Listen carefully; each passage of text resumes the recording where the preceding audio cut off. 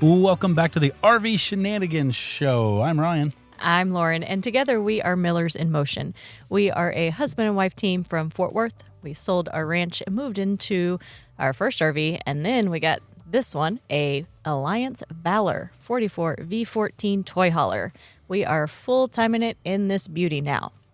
So we have an exciting show for you today. We are actually going to be recapping our recent trip up to the Great Smoky Mountains, Pigeon Forge, Gatlinburg, East Tennessee, whatever you want to call it, because there's a lot of stuff happening in a very small place. And spoiler alert, this was one of my very favorite trips we've taken. It was for me as well.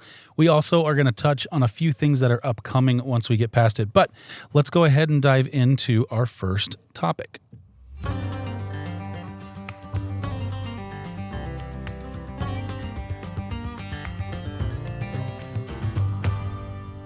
The Great Smoky Mountains. Now you could be a radio host with that kind of voice. That's okay. So we're just going to blow right past that. So we recently spent, unfortunately, only about a week in East Tennessee. We specifically stayed in Pigeon Forge, but we obviously did a whole bunch in Gatlinburg, Pigeon Forge, and Great Smoky Mountains National Park. Yes, and this was our first national park, so there was a lot to learn for us along the way. So let's start with getting there. I mean, that's important when you're going to go places, is getting there. And you drove most of that, so fill them in on that. So when you're coming in, and we're only going to talk about the area itself when talking about that, because wherever you're coming from, it could be who knows where. So as far as us, it was a little tighter as you got off of the main highway and started to make your way down towards Seegerville, which is the first town, and then Pigeon Forge, and then Gatlinburg. We did not take our rig all the way down to Gatlinburg. We did not go into the Smoky Mountains National Park with our RV.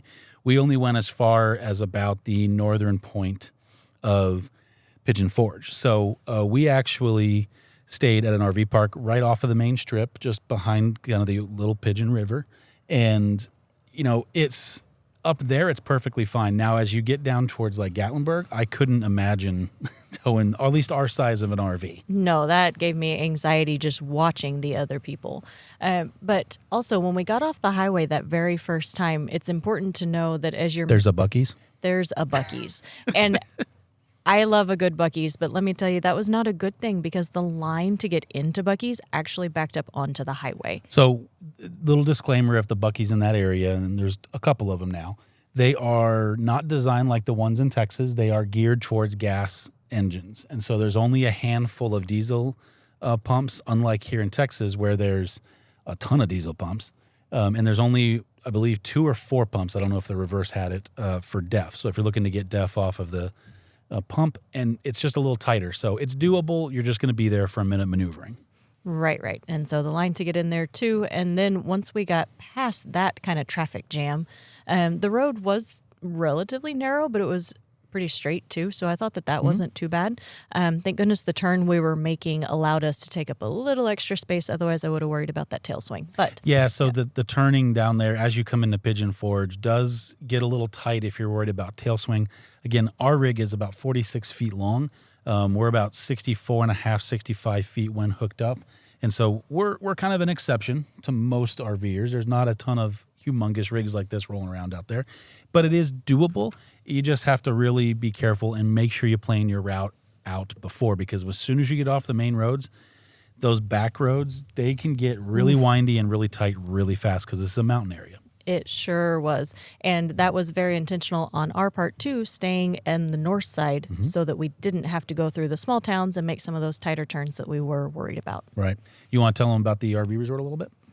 That was phenomenal. I think it was really understated, too, when we went to book it. So it was the landing, the Pigeon Forge landing, or the landing at Pigeon Forge? I've heard both is the problem. So we're going to go with the Pigeon Forge landing because I believe that's what's on their website. So it is a newer park. When we attended, so at the time of this recording, it's a little over a year old. It opened just before fall of 2022. But it's kind of a unique park in the sense, it's actually not a unique park. It's very similar to most resort-style parks, but it is nestled in like a elbow of the Little Pigeon River. Yes, and we had a site that backed up to the river. It was so, so nice.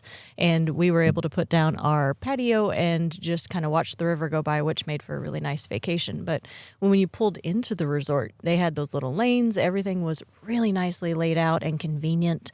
And so we really appreciated that. It was clean. It was nice and big for Big Booty Judy back here. I'm not talking to Ryan. I'm actually talking to the RV. No, it was nice and big and well laid out. They were great with their instructions. So everything was super easy in that regard. The sites are not on a 90 degree. They're slanted. So that makes backing in and getting in a little bit easier too. Yep, closer to that 45. So if you do have a big rig, it's super easy to get in. I did not see any motorhome suites, which the motorhome suites are always going to be the ones that the bigger motorhomes can pull into because their biggest window is their front windshield. Well, that's a good point. But everybody was situated to where even the Class A's are supposed to back in just so that you're on the correct side for your service. And the resort had a pool. They had a dog park. You could actually tent camp here. Not that we really care to do that, but maybe some of you do. And it would have been beautiful right down by the river. Yeah, the park as a whole, it was super clean. Everybody was very nice. Concrete sites, level concrete sites. That's probably a good thing to say too. Daily trash pickup. Yeah, for the most part, I honestly think for me that it was probably my second favorite RV park we've ever been in. Really? Yeah, I would actually tend to agree. There wasn't anything I could have asked them to do better. I loved it. Yeah, and a lot of that has to do with the area. The park, it's not going to have like water slides and all these huge things like the number one park, which was Camp Fimfo in the Texas Hill Country. But, it does everything you want and some. Absolutely. It's pretty. And on top of that, just the location's amazing because we could have walked to that. What was that little restaurant down there? The Apple thing. I don't remember. I didn't know you were going to ask that. We have a whole section about food, right? That's a restaurant we didn't go to. That is true. So I don't have to know that one. So, yeah, you can walk to a few restaurants and specifically one of Lauren's favorites, spoiler from before, but we'll get to it. But, it's a great RV park. As far as RVing the rest of the way around, you see RV parks down the strip all the way. I would just tell you that if you're big like us, the further south you go, the little tighter it gets. It's almost like a funnel. That's true. That's a good way. So Seegerville is going to be the widest end of that funnel. Pigeon Forge is going to start to narrow down. And then as you get further south into Gatlinburg, it's narrow. I wouldn't take this through Gatlinburg. No, I barely wanted to take the dually truck through Gatlinburg. Yeah, it was a little tight. It was tight. And then obviously if you have a small enough rig, you can actually camp in Great Smoky Mountain National Park. We let that pipe dream go a long time ago. Long time ago. So, which is fine by us. And by the way, you talk about water slides and whatnot. How many times did you use the water slides in Fimfo? 0, but they were cool looking. But they were there if I wanted them. It was an amenity. I think that's a Bill Engvall skit if you're in a comedy. I'm okay without the water slides. Yeah, but it was scenic. It was great. I would definitely recommend if you're going to that area, check out the Pigeon Forge landing. All right, let's move on. So this area is probably most known for two things, and they both fall into the category of attractions. Okay. One of them we enjoyed all day long, I'm sure. And on another in multiple days. So probably the thing most people at least gets them to look at this area initially is the Great Smoky Mountains National Park. Now, if you're not familiar, there are multiple entrances. Basically, one is from the north up there in Tennessee where we were, and then the other one from a different angle in North Carolina. So, yeah, the park is in 2 states. There's actually many, many entrances. I believe there's 4 on the Tennessee side. Right. It is the only park that there's not actually a gate. Did you know that? Oh, yes, because we talked about you drive through it. Yes. So a couple of things to disclaim about the Great Smoky Mountains National Park. If you've never been there, it's not like your typical national – I mean, it is, but it's not as far as like you go up to a security gate and you can use your America the Beautiful pass, or you can go through and you pay your entry fee and all of that stuff. It is because it connects a couple of towns, the roadways inside of there, and I believe it's called the Smoky Mountain Parkway. They don't have any fees. Now, you do have to pay to park. Right. Unfortunately, at least at the time of filming, the new rules is you can't actually use your America the Beautiful pass as a parking pass, so you still do have to pay for a pass. It wasn't super expensive. I believe it was $10 a day or $8 a day or $15 for the week. Right. We did it for the week because we weren't sure how many times we were going to go in. And you do it online, you print it off. a little permit, and then when you park anywhere for longer than, I think they said 5 or 10 minutes, you just throw it up on your dash and you're good to go. It is like most of the national parks. It gets, the longer you wait to get into it, the busier it is. Go early. And that's also, if you're looking to see some of the wildlife, they'll say that they're also more active in the mornings, and that as traffic builds, they start to kind of retreat a little bit. Which I don't blame them. So we did a handful of things inside of the park. We did a hike. We did the Klingman's Dome hike, and then we also did the Cades Cove Loop. Right. So we did the Cades Cove Loop first because we just wanted to see things, and people said that was a great starting point. And it was, 11, 12 miles, something like that? Yeah, something like that. And then there's a visitor center in the middle of it. Easy to get to, easy drive. Everything was really well marked, I thought.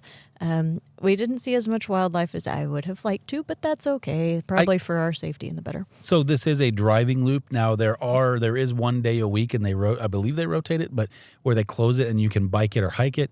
We did kind of come across some people that were biking and hiking, but I will tell you that if you go do that during the day, definitely get there early to do that because the traffic picks up pretty quick. And that road is narrow. It can, especially in some spots. And so it is a one-way road. So once you start it, you're in it. I believe there's only 2 cut-throughs, and there's just not a lot of turnaround. So once you start it, you kind of have to stick with it.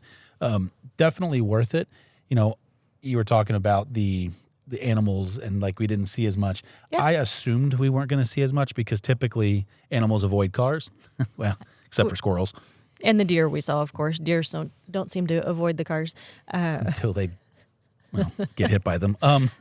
So, yeah, if you're going to do that, my recommendation would be is get there early and do it. Plus a little sunrise kind of thing over some of those mountains in the valley. Oh, that would be pretty. It was very pretty. As far as timing, if you get there early and traffic's kind of moving, they say you can do it in as little as like an hour and a half.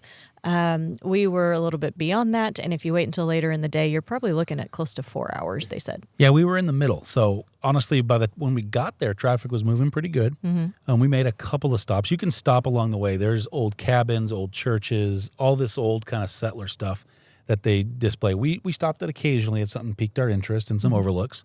But we started and the traffic was great. We made a tactical error. We stopped at the visitor center and bought all the things and probably and used the restroom and kind of wandered a little bit. And so we were probably at the visitor center for 30 or 45 minutes. Hey, we were just supporting the community. Yeah, something like that. And because we stopped for that long, when we got back on the loop, it filled in. It did. So it wasn't, I will say that the front half I thought the first half was more scenic than the second half. You kind of go into the woods a little bit more. Right, just depends on what you're looking for. On the second half, we didn't really stop after that because I think there's only 1 or maybe 2 cabin stops along the back, the second portion of that. But yeah, we kind of wrapped up Cades Cove and then we headed back into town. Now, another day, the next morning, we came back.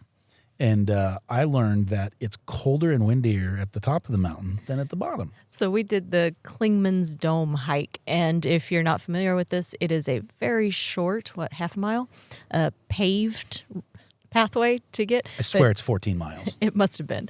It's very, very steep, but it provides you some of the most scenic views you can see for so far. If you make it to the top, if you bail on one of the benches, you're not going to see the views. So if you use any sort of like all trails or hiking maps and that kind of stuff, which we use a handful of them to kind of pick different trails. Now in your national park, it's a little more, hey, what are the top ones?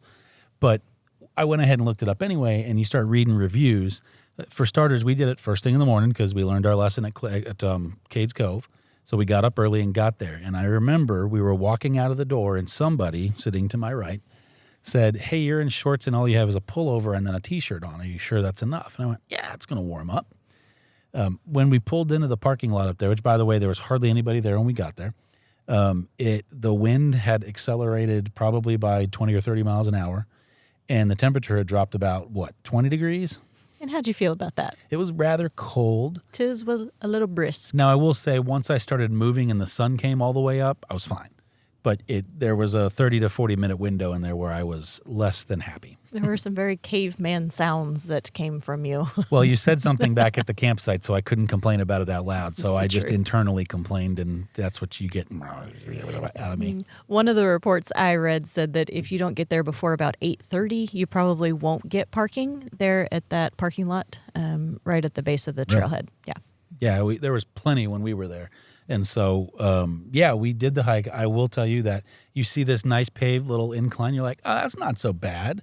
How long did it take for me to kind of double over on my knees and start gasping for air going, why are we doing this? Oh, that didn't take long at all. Now, maybe, I don't know. 5-10 minutes? I was going to say 400 yards, but sure. And for anybody wondering, especially if you have littles, there are restrooms there at the trailhead, and so you're safe on that. The visitor center was closed when we were there. Were we just too early? Yeah, it didn't open till 10. We just missed it. So that's how early we got there. Yeah, I believe we got there at about 7:30 or 8 in the morning because we were leaving the rig and it was still pretty dark outside. Right. So, but yeah, it's one of those things. It is vertical. There are so many benches. And now we know why. Yeah. I first thought that. I'm like, why are there so many benches on a hike? And then it dawned on me about 400 yards later. I'm like, oh, it's for people like me. When he sat on the bench. So it's one of those things. I would tell you that it's definitely worth your time, even if you're not 100% sure you want to deal with Lord knows what the grade was on that slope. But just go slow and take your time. Just a lot more time to go do it. Because once you get to the top and you come across and you have that bridge that goes up to the observatory, lookout tower, whatever you want to call that thing, it was so good. It was. And I say it was definitely worth it. There were people of all ages and all athletic capabilities, we'll call that, along the way. She's talking about me. Well, I mean, the kids could do it. There were people with wagons and strollers and things. It's going to make it a lot harder, I would dare say. By kids doing it, do you mean parents could you drag them up in the wheelbarrow, or not wheelbarrow, but the little red wagon like we saw? I did not see any wheelbarrows, just for clarification. No, yeah, the wagon, that was interesting. But anyways, I think it would probably be easier if you carried the children, or the ones that can walk, let them burn off some of that energy. But yeah, really, there were a lot of people, and they just took a little bit longer. And just remember, you have to control that thing on the way down. that seemed like the bigger struggle, to be honest with you. But yeah, you get to the top. I believe they said it's the tallest peak in Tennessee. That's what I thought I recall too. So the state line for Tennessee, North Carolina is literally right there. And so I didn't know what state we were in when we were at the top, to be honest with you. Well, that's a good question to kind of air our dirty laundry that we didn't know what state we were in. Well, I knew we were in either Tennessee. Okay, that's not very. You see what I have to put up with? So I just didn't know where the boundary line was, essentially, is all I'm saying. It really is kind of blurred in a few places. And there, if I'm not mistaken, when we looked at the trail to get up there, there was actually one start in Tennessee and one in North Carolina. So I'm giving you a hard time, but I don't think you're the only one who faces that. See, she can hold her own. I don't have to protect her. Okay, so not to necessarily just bounce on, but is there anything else about Great Smoky Mountain National Park you want to add? Nothing that I really want to add. I wish we had gotten to spend some more time there, honestly. If we'd had more days, that's where I would have spent them, is, just different hikes, different places to take photos, and just being outdoors. So that's the only thing, is I would have allowed more than 2 days. And I do agree with that, but, it's kind of an is what it is, unfortunately. So right, for us. We crammed a whole lot into a very short amount of time. If it were up to us, we probably would have stayed up there for about a month or two. It is one of our more favorite destinations. So at the next place we're going to talk about, you are on camera, and we do have we have actually 2 YouTube videos that we did about kind of our time in Pigeon Forge and Gatlinburg and all this. You made a comment on camera, and I used it, that the next place we're about to talk about, you wanted to almost do more than the national park. Yes, I did. What is that place? And then we're going to hold and let people think what they want for a second. Oh, boy. All right, guys. You can start shaming me now. It was Dollywood. You can't hear the crickets. Mm-mm. Yeah. In all fairness, we are kind of, I'm not going to say theme park nerds, but we enjoy a good theme park. We really do. We enjoy indulging in that and kind of having fun and whatnot in that regard. And I think that I'd wanted to go to Dollywood for so long. I'd heard so much about it, and I was just really, I was looking forward to it. Even when we started to plan our first trip to Nashville, I was like, hey, can we sneak out one day and go to Dollywood? So the idea that we were actually going to spend all of our time here in Pigeon Forge, and it was just going to be right around the corner, I was really excited about. Now, yes, I loved the national park, and I would go back in a heartbeat, but I had a lot of fun at Dollywood. And I did too. I'm talking crap about it, but it's just two very different experiences. And I think Absolutely. that's the most important thing about RV life is that it doesn't have to be what everybody says it has to be for you. Like if you're a national park junkie, it's okay to do a theme park. If you're a theme park junkie, it's okay to do a national park. It's okay to do local stuff. It's okay to do touristy stuff. Do whatever you want to do. That makes you happy. Exactly. And to be honest, all of it in some capacity makes us happy. Well, I think I actually enjoyed how diverse our trip was because we spent some time there in Dollywood and then we spent other time in the national park. So I enjoyed that we did very different things. Yeah, I agree with that. So let's talk a little bit about Dollywood. And I'm diving right into cinnamon bread. We have a whole food section. We're going to put all the Dollywood stuff in Dollywood. And then we'll talk about restaurants and other places that we ate at later. But the cinnamon bread there is apparently legendary. You say apparently like you don't agree. Oh, no, I'd have eaten about 8 of those things if somebody had left me alone for a minute. And I really appreciate that he skipped over, what was it, the hour of traffic we sat in to go 8 miles, I think. Okay, we'll go back to the very beginning then. So, yes, we got to, when we pulled up to Dollywood, and there's a couple of hotels. There was only one open. They were just about to open the new one. You pull past that first hotel, and then, yeah, you do have to go in. So we went, obviously, in October of 2023, and it was I forget the name of it, but it was their fall festival. Harvest Festival, I think is what they actually called it, which for them is, my understanding now, is their most popular time to go. So if you don't like crowds, October is not going to be your jam. Not at Dollywood. at all, no. And we had some locals tell us, wow, we've never seen it this crowded. So I will say, she said local. So we actually met up with some friends of ours, the Tessers, Jack and Shelby. So we did hang out with them all day at Dollywood, and they are season pass holders. They go there enough to know kind of the trends, and they said they've never seen it that busy. So internally, I just went, yay. Yay, we hit the nail on the head. We went when you were supposed to go. Sure. But no, so traffic, they actually have it, I can't say decently well organized, but organized. And then there's a trolley that you get on that takes you actually to the park, so you don't have to walk the entire way. You can if you choose to, but save that for after you eat the cinnamon bread and realize how many calories you just inhaled very quickly. The park is built into the side of a mountain and around it, essentially. So just know that it's not like if you go to like a Disney park, it's just a big open field. I'm using air quotes if you're watching this. Where you can see the entrance from anywhere you go. It's not just a straight shot. You have to walk around the mountain, essentially. So if you're in the very back, like we were, it's a hike. And so you may not want to do it first, but we actually did it on the way out. So we also didn't want to wait in line for the tram. So what was the big reason we wanted to do Dollywood? Besides that, we're just kind of dorks. And Well, that's the reason. No, I wanted to do it. I hear wonderful things about their roller coasters, and I really like a good roller coaster. Yeah, I mean, I agree. Sorry, I was coughing. If you're watching this on YouTube podcast, you got that pleasure. Yeah, I have a unique perspective of roller coasters. I have a love-hate relationship with them because growing up in Texas, I played football, and I have had a handful of concussions, and I have a fun trick. Is it a fun trick?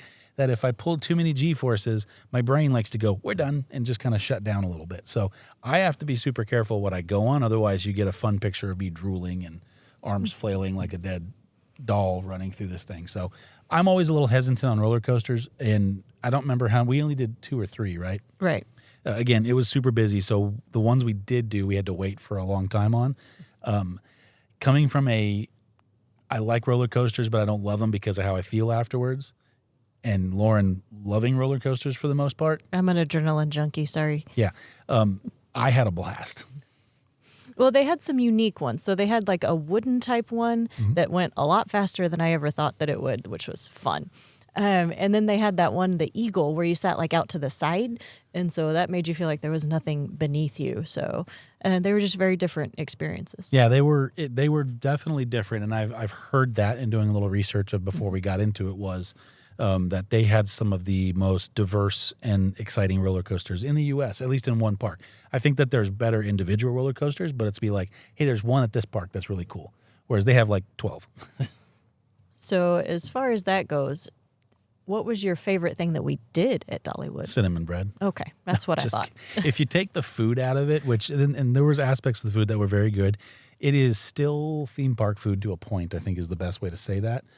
Besides the cinnamon bread, everything else was just kind of okay. I mean, it was better than most just burger and chicken nuggets at most theme parks, but not by a lot. Right, and we tried some of their little fall appetizers and specialties. I'm not the most exotic eater to begin with, and so when they put pumpkin seeds on with pumpkin something pizza in front of me, I ate it and it was okay, but I'd pick a pepperoni next time. So my favorite thing overall was probably the wooden roller coaster. So wooden roller coasters can't pull that many G's because of physically they just can't because of the wood. And so I like speed. I don't like corkscrews and that kind of stuff. So the fact that it went fast and didn't cause a whole lot of G-forces, I really liked. What about you?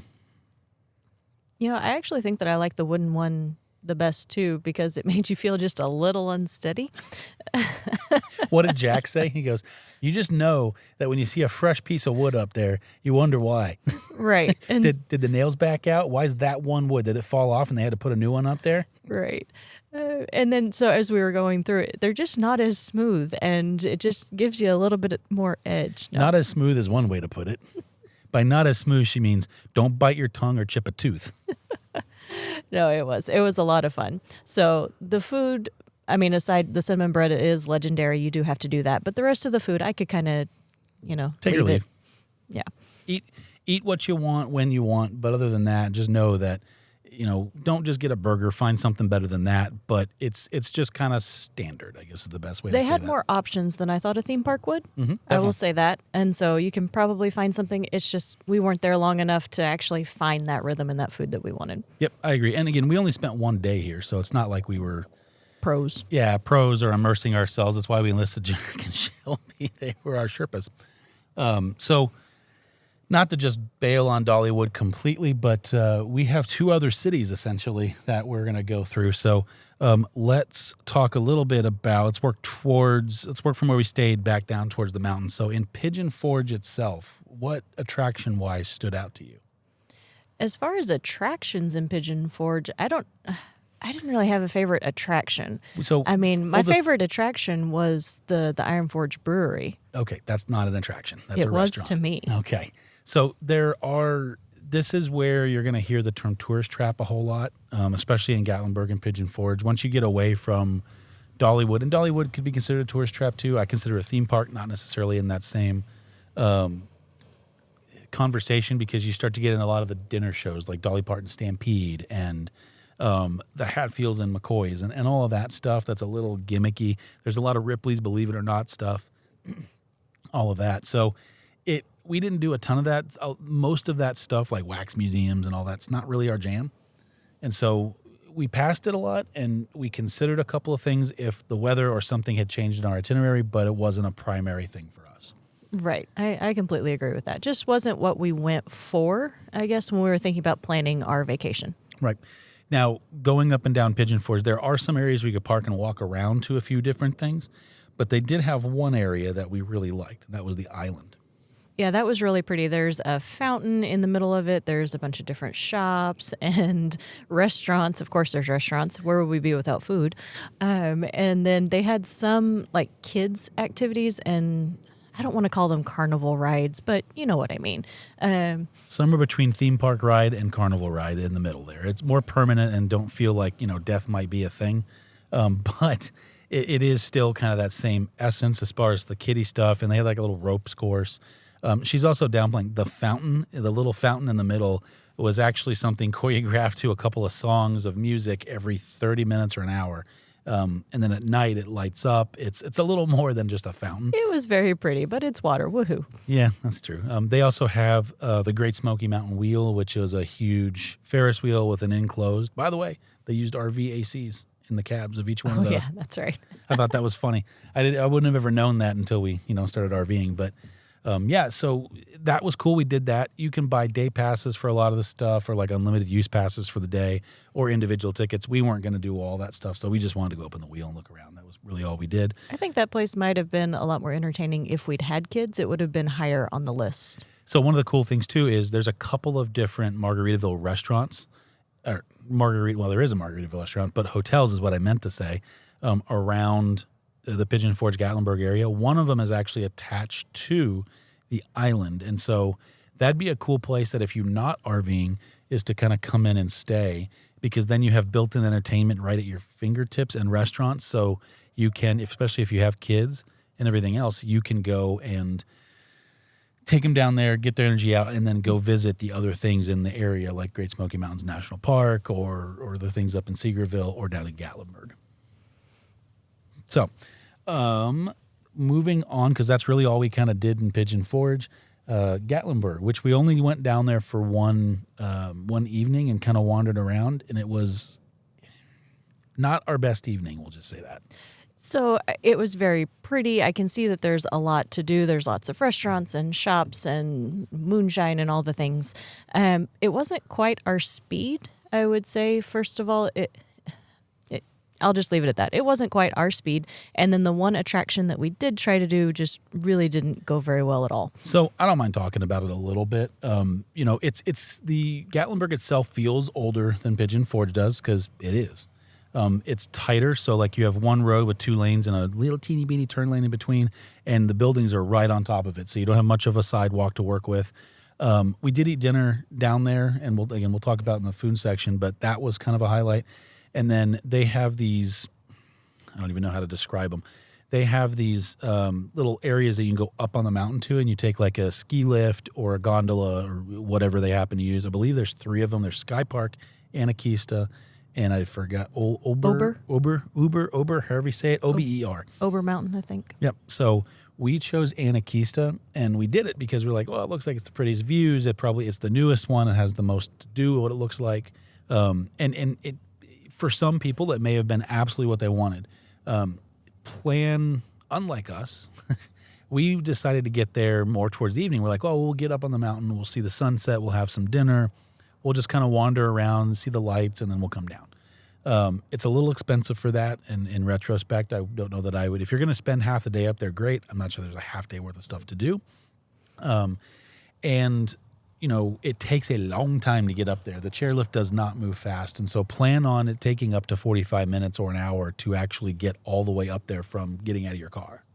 Right. So our beautiful views of the sunset were from the gondola. Halfway up. From the ski lift. And they were very pretty. It was beautiful. It just wasn't quite, and that's a planning mistake that we made. We didn't realize it would take quite so long. Right. And then when we got up there was a restaurant that we wanted to go to. Or was there? Well, there was supposed to be. It exists, but by the time we paid the money and got all the way up to the top of the mountain, we realized the restaurant's closed. Which now, in retrospect, paying money to go up to a mountain to pay more money to eat probably wasn't the smartest idea in the world. But, it was closed for a private event along with their brewery, which had smaller bites and then obviously beer. I think the biggest issue with the whole thing we had was that we never got... When you booked your tickets online, there's nothing saying that. We didn't see any signage or anything. And so we got all the way up there and we were just very disappointed that we couldn't do any of the things we wanted to do. Right. And so, like I say, getting up there, taking so long, that was just a miss on our part. The restaurant being closed, we wish there'd been a little bit more kind of heads up as far as that goes. And then they have an evening lights display that everybody talks about. Mm-hmm. Well, but that's also an extra charge. And when we looked at it, it was a significant charge. So that was just a little bit of a bummer, in my opinion. The whole thing was a little pricey. Now, in full disclosure, when we came back down pretty quick and we did go to customer service, they were super nice. They understood. They apologized. They refunded our money. So they made it right, which is a great thing. I just wish that they were a little more proactive in their communication. And I agree with that. So We did not experience the other two, so we're not going to talk to them, but I would probably say try one of the other ones if you really want to do it. Unless you just have something at Anakista you really want to do. So that kind of leads to our last attraction, because there was one of them in Anakista for an extra charge. Mm-hmm. And then we decided to do a different one because someone did a lot of research on that. And by someone, I mean Lauren. I'm lost. You don't want to talk about your alpine coaster? Oh, yes. Okay, so there's alpine coasters everywhere. And of course, yes, that was on... There are. You can't make a turn anywhere near a mountain without seeing a alpine roller coaster. There's easily over a dozen. So whenever I first started researching this, I was like, I just want to do an alpine coaster. So real quick, just in case you don't know what an alpine coaster is, it is not a traditional roller coaster. You sit on a cart is probably the best way to say that. Sled, cart, something. Think bobsledding, but it's more like a roller coaster in that you're attached to a track. And then you've got handbrakes, and so everything is gravity fed. So naturally, I'm going to move a lot faster than most people. But they kind of tote you up to the top, and then you make a bunch of turns and corkscrews and other things, and you can kind of control your own experience by picking the brake up or down or whatever you want to do. So that's a quick what an alpine coaster is. Well, and I told you I'm kind of an adrenaline junkie, so I wanted to know how fast these things would go, and I didn't really want to make it fly off the tracks. That's not the goal. Which it can't because it's supported on both sides. But don't you bet I asked, just in case. Did you really? Yeah. Oh, I had no idea you did that. Just want to know where my limits are. And apparently that's not one of them. Is that why the guy came up to me and goes, no, I told her she can go all the way down. You may want to brake. I'm pretty sure he's just calling me fat now. No. But so when I researched them, there are several, and be careful with their terminology. Some will say it's the fastest, it's the longest, it's whatever it is. We did was just the Smoky Mountain Alpine Coaster, and I don't know why we chose that one, except for in my research, I think that they ended up saying it was the longest. Well, and I do think that it was the highest rated as well. So we looked at a lot of user reviews or that kind of stuff when we started talking about doing this. I will tell you there's a sweet spot for these things because some of them have a bunch of lights and other stuff. I would say dusk is probably your sweet spot. It's also going to be the busiest time. I would say go twice. Go once during the day because they had those passes where you could just add on going as many times as you wanted or something. But I thought if you left, you had to pay the full price again. Not from what I understood. Oh, okay. Maybe, or maybe you can just upgrade it. But ask. Just ask. Because I think it would have been a lot of fun to do it at night. Yeah. I think it would have been a totally different experience. So the reason we picked the one we picked was it was the longest, but again, it had the highest ratings. When they give you the track length, they're going to include that section you go up, and depending on how it is, you're going to go up for a while. Mm-hmm. So would you do it again? In a heartbeat. I'd have done it again right then. That was a lot of fun. Yeah, it wasn't. I mean, it's not exhilarating. It's not like you're going to die. So don't think it's that much. But it was a lot of fun. There's a stellar review from Lauren Miller. It's fun. You're not going to die. You're not going to die. You're not going to fly off of it and die. And I would say you can go as slow as you want, but they actually discourage that. You will get in trouble for using your brakes too much. Or rammed from the back, so I did get concerned a couple of times because I'm not a small person, and so. It's not, again, speed for me is not a thing, but like when you get down in some of those turns, I got nervous. And so, yeah, I braked a couple of times and I don't care. They have you on camera and they will yell at you. They did actually yell at me. They said, stop braking a couple of times and I didn't care. So I highly recommend. They're everywhere. Pick one, enjoy, have fun. So let's, is there any other attractions or anything in the entire area you want to talk about? I think we hit them all, the ones that we did at least. Yeah, the ones that we can speak to, I think we hit. And there are so many things to do. Pick your poison. Whatever floats your boat, whatever you like, go and do that. But one thing that they're also not short of, besides attractions, is food. The food. And we had some of our best and most mediocre food experiences ever. None of them were bad. This area, again, it's a tourist area, so you're not going to get a whole bunch of ethnic foods. You're not going to get a whole bunch of things with a ton of absolute flavor. That is true. Now, I'm saying that there is probably, like a Thai restaurant somewhere that makes some pretty spicy pad Thai. I don't know where it is. I couldn't find it. But you're going to get a whole lot of meat and potatoes in this area. I'm not sure why, but it's just kind of how it is. And everybody has a pretzel. Everybody has a pretzel. And did you complain about that? Not one bit. There it is. So let's start with the easiest layup I'm ever going to give you on this podcast. What was your favorite restaurant? Oh, the place I bought a T-shirt from because we went so many times in 1 week. So many times. It was 3. We went 3 times. When have you ever been on vacation and go to the same restaurant 3 times? It's because you love it. All right, so it was the Iron Forge Brewery, and it was right by the landing. The RV resort we stayed at. So you could walk there if so choose. We didn't so choose. We drove every time. But He says we. I would have walked. yeah, good for you. Yeah, there it is. So we did that restaurant a bunch. It is a brewery, but it was and we're ranking this restaurant, at least I'm ranking this restaurant now based on not just Pigeon Forge, but in general, it's one of my favorite restaurants of all time. Absolutely. I couldn't agree more. The ambiance was great. They had fire pits outside. They had games outside. They gave like the kids sidewalk chalk because there were a bunch of families there. They had, what was it, bingo one night? Music bingo. Oh, it was Singo. That's what it was. Oh, that's right. Uh-huh. And so they would play a song, and you had to guess the song name, title. I don't know what was on the card. We showed up at the very end of it on accident. We didn't know they were doing it. And you had a bingo card, and they played different games.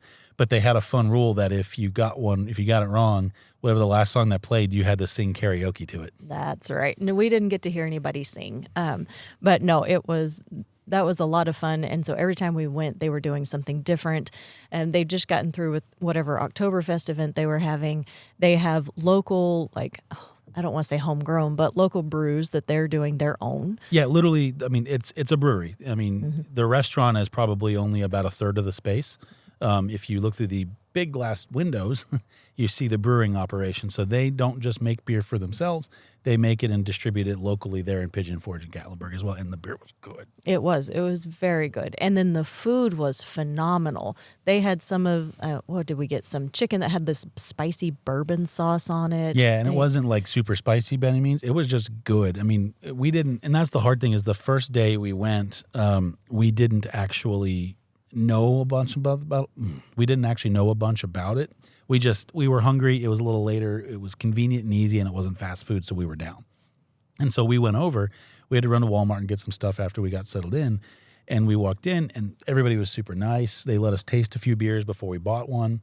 And I got a burger that was like the down south burger or something, but it had like a fried green tomato on it and like pimento cheese, and it was so good.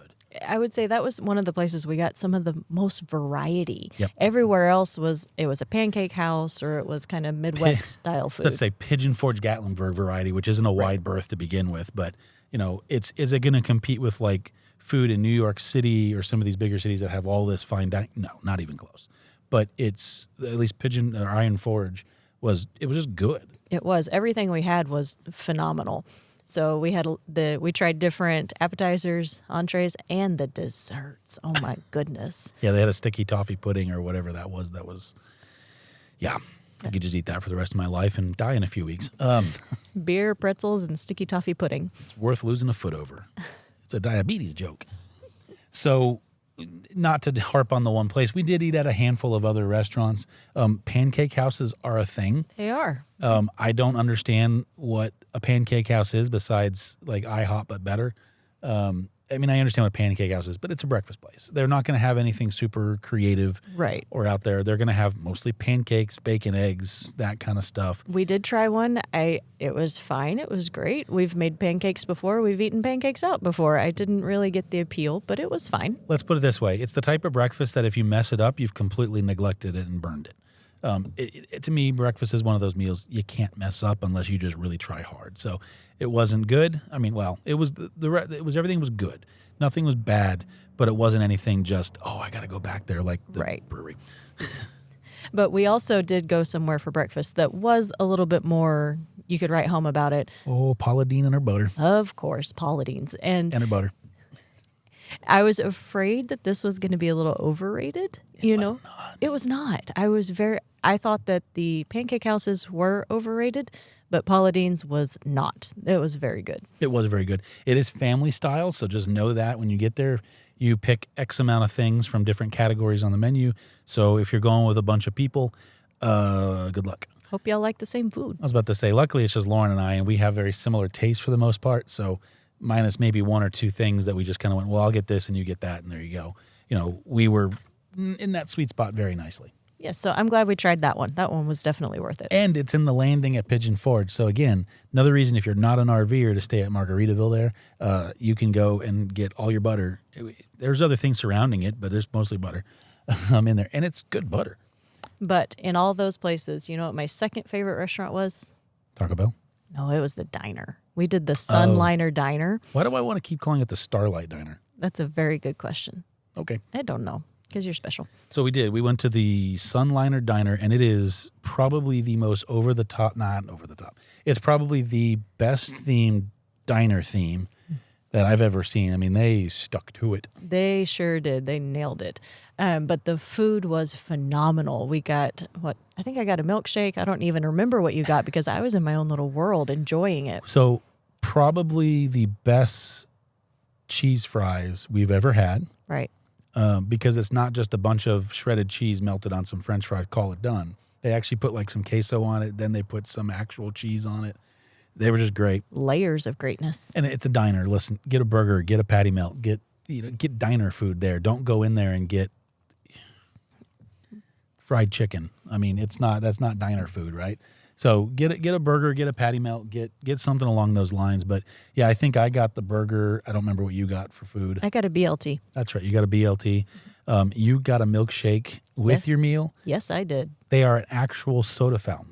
Mm-hmm. So they would make like old timey sodas. So like if you know what cream soda used to be, not the stuff A&W puts in a bottle, not the same thing. But they would actually make their own drinks they have a soda jerk back there doing it. So that was cool. I ordered one of those for a drink, and then at the very end, I got a sundae. Mm-hmm. It was a big sundae. It was a big sundae, wasn't it? I'm a grown boy. And this is how we get into conversations about how fast can your mountain coaster go? Or will it latch me in? Will the brakes work? And now you know why I hit them early, just in case. But I would have also gone back to the Sunliner Diner. I thought it was fantastic, and they were very nice. I will tell you, nowhere in Pigeon Forge were they scared of portion sizes. So just keep that in mind. We left almost everywhere, except for the brewery, with to go. In fact, it was one of our travel days leaving Pigeon Forge. It was our lunch. We did. We had a lot of leftovers, but I'm glad we did. Yep. Is there any other food places that just jumped off the page to you? No, I know that we went to Aldean's there in Gatlinburg. Oh, yeah. So Jason Aldean has a place called the Rooftop Bar. They are a restaurant. It was because our plans in Anakista got foiled, it was more of I'm hungry and just want to sit down and eat something. Right. And it looked the best of the options. I mean, it was good. It just wasn't one of my favorites. I don't think it had enough maybe flavor for what I was looking for. Yeah. Now, I will say I got something that was supposed to be spicier. It was not like, I'm going to say Texas spicy, so it wasn't spicy what I'm used to, but it had a lot more flavor. You probably would have liked that better. Very pasta heavy there. Very. We got 3 pasta dishes in one sitting. And it is more of a bar, just as a full disclosure. So if you're not okay with that, there's a main bar up top where they have live music. And they had actually a cover band playing because we were waiting up there. Cover band was pretty good. And the Rangers were playing the Orioles. Spoiler, they win the World Series. But so I got to see a little bit of that game, which was great. And it just gives you something to do and hang out. And then there's still another bar downstairs. But then if you eat in the right spot, like we were right next to the window, we could actually see down onto the strip in Gatlinburg. Right. So I'd say like the environment was great and the food was perfectly good. It's just not a place that I'm going to, crave. If you're in the area for a week and have a hole in you, but you really want to eat out somewhere, it's fine. I'd pick others over it. But again, there's only so many of those restaurants I would do. So it's what we call a B restaurant. I'd throw it in there in a B spot. And I'm not sure this is food necessarily, but we also did our first moonshine tasting. I was going to top it off with a nightcap is what I was going to do there. So she beat me to it. So yeah, while we were wandering around Gatlinburg, we went to Old Smoky Moonshine Company, I believe is the official name. Spoiler, they got booze. They got a lot of booze, and they have every kind of booze that you could imagine. And yes, that's a car alarm going off in the RV park now. Oh, things you wonder about. Anyways, and so we did the tasting where they give you these little teeny tiny like medicine glass I was about shot to say, glasses. Tasting's a stretch of a word, and medicine size is a stretch of a size. It was more like a... it was a communion cup. Yeah, that's what reminded me of too. It very, very small. I mean, probably only getting a few ounces in that, if that. of a pour. So you're not But they gave you like 7 of them, and it was enough that you could get the flavors. Altogether, you may have had half of a shot. Oh, I disagree. I think you got a little bit more than that. But Well, anyways, right. it's not a big portion. You're not going to get toasted off of your $7. Speak for yourself. But they were nice. They were informative. Told you like what you were tasting and gave you a big variety. And so I thought they were nice. And of course, we left with things to try. I was about to say, at the end of the day, you're paying $7 to go buy more crap because You are. it's good. I mean, it is good. We ended up with a coffee flavored whiskey, cold brew whiskey, I think is what they called it. We have yet to open it. It's in the freezer. And then the most random things we could have bought were Booze-soaked pickles for okay. you. In all fairness, I had an idea to make a pickle relish with that for like barbecue, not your family barbecue we're doing, but like maybe when we go see Todd or I something. was going to say, Thanksgiving's coming up. You're making a brisket. Now's the time for booze-soaked anything. Yeah, let's get your family Family boozed time. up. That'll be, I thought you wanted the pickles. I mean, I'm not saying I'm not going to take 4 or 5 with me, but. But anyways, and then I got the cherries, the booze-soaked cherries. And what did you find out? And I'm allergic to cherries. So I now have cherries and I don't know what to do with it. So we'll be taking those somewhere that everybody can, I guess, make sundaes with them. I don't know. I did say that because you can get like a caramel whiskey, put it on, make a little caramel sauce with that on some ice cream, whipped cream, and then top it with those cherries. Or if you see us out on the road, just say you want a boozy cherry and we'll give you a boozy cherry. You can have all the cherries. We're like Costco. We're huge and we come with samples. Samples. We'll have to stop and get some communion cups. And there's the new name of the rig, Costco. But it was fun. I enjoyed doing it. We aren't big drinkers necessarily, and so I've never had moonshine much to speak of. So Yeah, and to be honest, moonshine there, it's whiskey. it is. I mean, there's more of a vodka style that it's their moonshine there is really, really smooth. It's not going to have a lot of kick. They have a lot of like, like when I think of whiskey, I think of the actual like a bourbon or something from Kentucky or my TX whiskey here in Texas. But I don't think of like mint chocolate chip cream whiskey or that kind of stuff. They have a lot of that. They have a caramel cream. Yeah, So, a lot of variety. like dessert whiskeys, like get your alcohol on and a little diabetes in there too. So, and it's good. We're going to walk away with stuff that I'm going to wonder why I bought it the next That's what day. I was going to say. Is I think that was kind of a spur of the moment. You know, when you're at like Walmart or Target and they have the dollar section on the way out and you stop and get all the things that you don't really need but you thought you needed. I kind of feel like that's what we did Yeah, with booze. with booze. We bought things we didn't really need. I don't know. We can avoid we can avoid the dollar section at Target, but flavored whiskeys we can't. Sorry. Apparently. So All right. So a couple other things to note as we wrap up our kind of Gatlinburg Pigeon Forge RV destination here. Weather. we hit the nail on the head by going in mid-October. There's a reason why it's super busy this time. Yeah, we were wondering why we couldn't find RV reservations. Now we know why. It's very busy because everybody like us was trying to go see the fall colors. Yep. We were just, I say that, we were a hair shy when we first got there, but as the week went, everything started turning and I thought it was beautiful. So we were there, and this kind of comes into weather and some other things we're going to talk about, but we were there and it was gorgeous. It was definitely wear kind of pants and a pullover kind of a day. And then take it off and have a T-shirt on kind of through that. We met some people in the RV park that also did social media, and they were on Instagram, so we followed each other and chatted for a second. And the next week, right after we left, we were saying on our way out, like, oh, we're going to miss the colors by like a week. That sucks, because they were just starting to turn at the top of the mountain. And we come back, and I look at their Instagram, and this is probably the Wednesday or Thursday after, and it's snowing. Right. And so it wasn't too hot when we were there. It wasn't quite too cold. We really tried to get the leaves. And I think that we did that because if there had been snow, that's not my gig. You guys know I don't do cold. I'm freezing right now as he's in short sleeves. That's Lauren's rule to haul. That's right. We don't do that. So, I can imagine, I don't imagine it's going to get too hot there in the summer. I mean, it's going to get warm. It's still central U.S. It's not, I don't think it's going to get as hot as like Texas, for instance. So I think you're fine to go there through the summer. In the winters, I could imagine some of those roads, especially with the RVs, would get a little dicey. So the only time I think I truly would avoid Smokies would be like dead of winter. And I do agree with that. But when we were there, you could put the patio down, sit out, open the windows. I thought you said we could put the patio down. Well, that patio went down and didn't go back up till we were leaving. And the dogs loved it.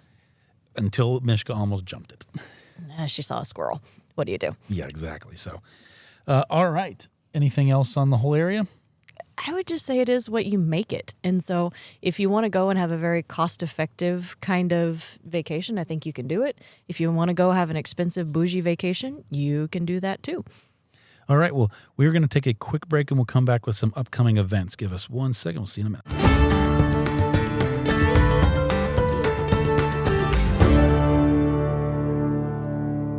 All right. Well, now that we are coming into winter, Thanksgiving is right around the corner, just a few weeks away, Christmas on the doorstep, and then New Year's. That also means that we are getting ready to really, truly kick off RV show season. And if you're a newer RVer, this is your opportunity to kind of show up at the Florida RV Super Show. Now, the Hershey Show has already happened. It's a fall show, but a lot of other regional shows are going to start happening over the winter as well. So if you're looking for an RV, or you ever actually want to be able to just compare a bunch of stuff at once versus not having to worry about going to 2 or 3 or more dealerships, it's that time of the year. And one of our favorite shows is the Florida RV Super Show, which is just outside of Tampa in the middle of January. And we are going to be there again this year.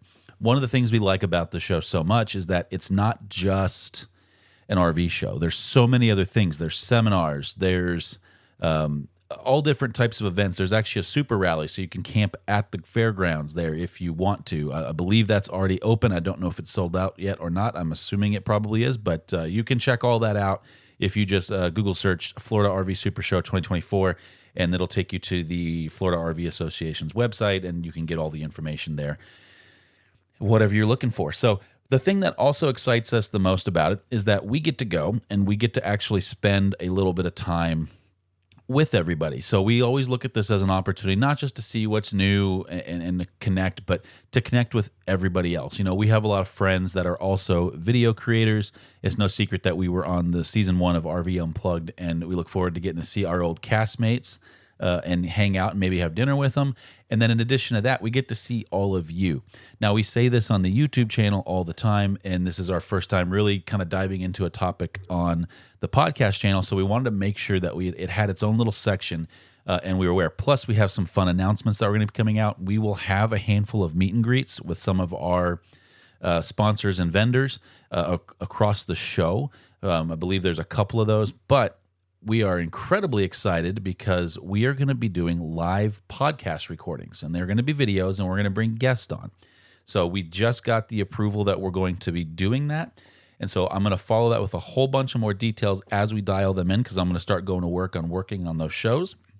But if you want to come hang out with us, listen to a little bit of the podcast, ask a question or two as well, we're going to have that opportunity. And we are not going to do almost a single show there, just us. We are going to be bringing friends, different YouTubers, industry insiders, manufacturers, you name it.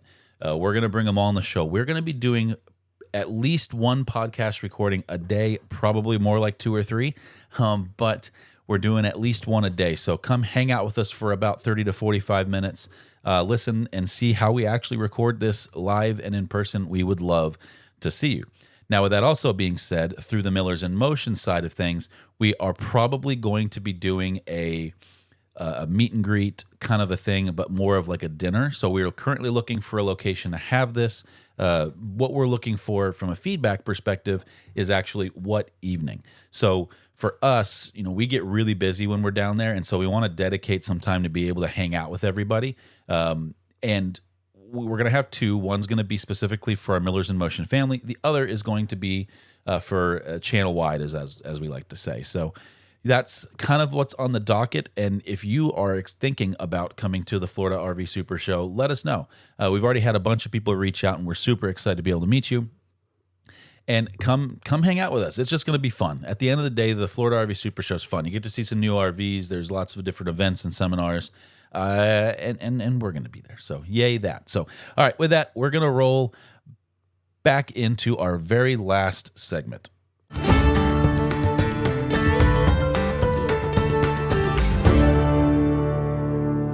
If you've enjoyed the RV Shenanigans podcast with us, Do us a favor, if you're listening to this on your favorite podcast platform, give us a rating. That's what really kind of helps push this out to other people. And if you're watching or listening to this on YouTube, do us a favor, hit that like button. If you've enjoyed the content, subscribe. And in addition to all that, make sure and check out our website. It's rvshenanigans.com or millersinmotion.com. Lauren looks shocked. I forgot to tell you that I bought that domain. Things that happen while I'm away at work. Surprise. They all go to the same place. So I just want to make sure we owned it. And so check those out and look into our other stuff. We have a bunch going on out there. Yes, and thank you guys so much for listening today, and we will catch you next time.